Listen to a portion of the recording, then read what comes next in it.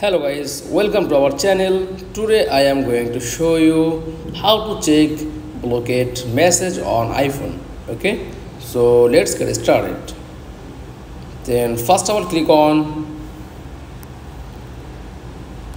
settings.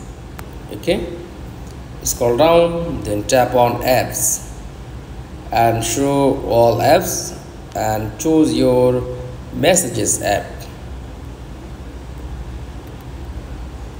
Okay, this app, just click and scroll down, then tap on blocked contacts, just click and show your blocked number. That's all. To check blocked message on iPhone.